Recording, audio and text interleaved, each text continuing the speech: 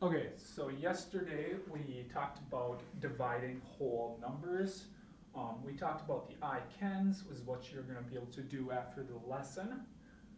We talked about a little bit of vocabulary. So we got division, dividend, divisor, and the quotient.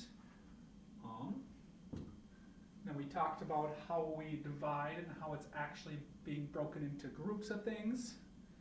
And then we got into some long division. So we're going to pick up where we kind of left off yesterday. And make sure I don't drag those in the wrong place.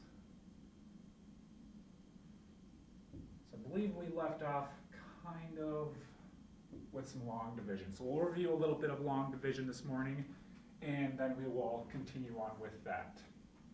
And as you can tell, I'm wearing pajamas today. It is pajama day for homecoming this week, and today's pajama day, so that's why I'm wearing it. So long division. First thing we always want to do, if you remember from yesterday, is set up our problem. This reads 108 divided by 9. So how do we set that up? If we remember from yesterday, the big number always goes on the inside of the dividing symbol. And then what are we dividing by?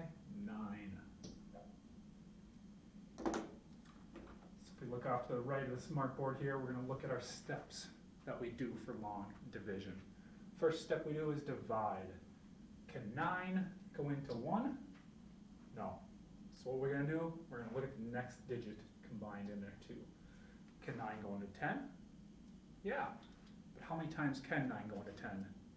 I know 9 times 1 is 9, and 9 times 2 is 18. 18 is too much, so 9 will go into it one time.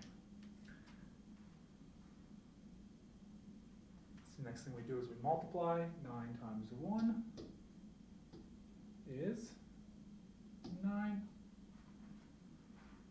Third step is subtract. 10 minus 9 is, erase that line for you guys. 10 minus 9 is 1. Our next step here, bring down. The 8's going to come down. Turn into an 18. And then our last step, do it all over again. So we're back up to dividing. Can 9 go into 18? Yep. How many times? So we think back a little bit. 9 times 2 is 18. So 9 goes into 18 2 different times. Now we multiply again. We already multiplied the 1, so 9 times 2 is 18. Then we subtract. 18 minus 18 is 0. Do it all over again. We got a 0, so we're done with the problem. 9 divided by, or 108 divided by 9 is 12. So that's a little bit of review from what we did yesterday. What we're doing today is basically the same stuff, except for we are going to include some remainders and zeros. All right. So long division with remainders. First step, what does that problem read? 324 divided by 7.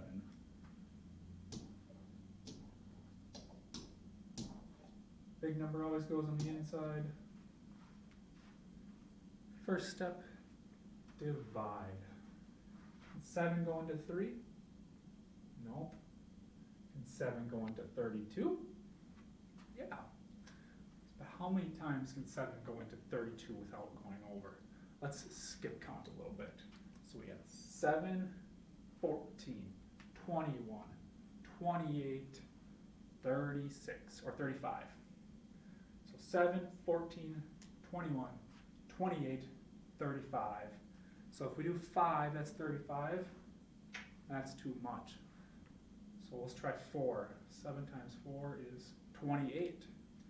So 7 can go into 32 4 times.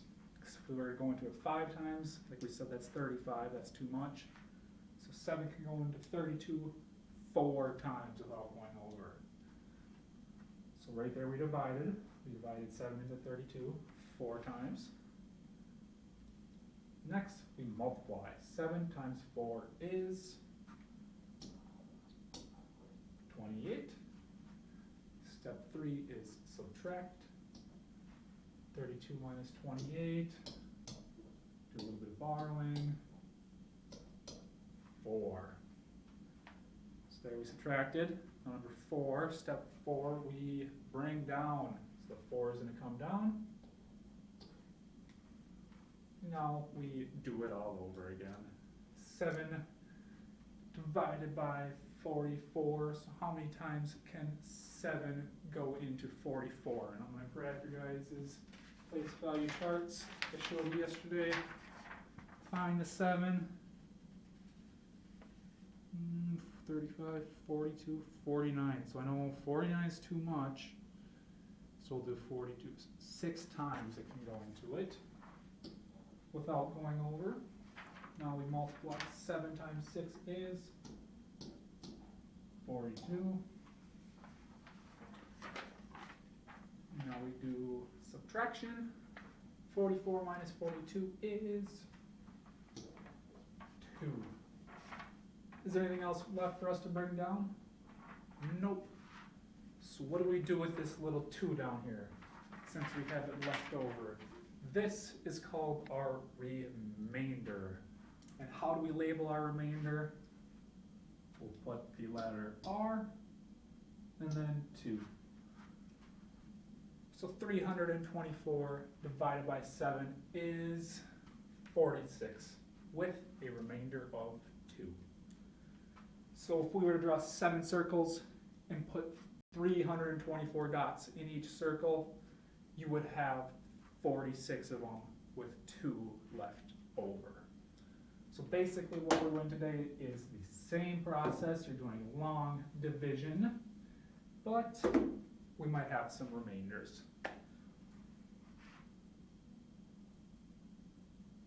I'll try one more here with you guys.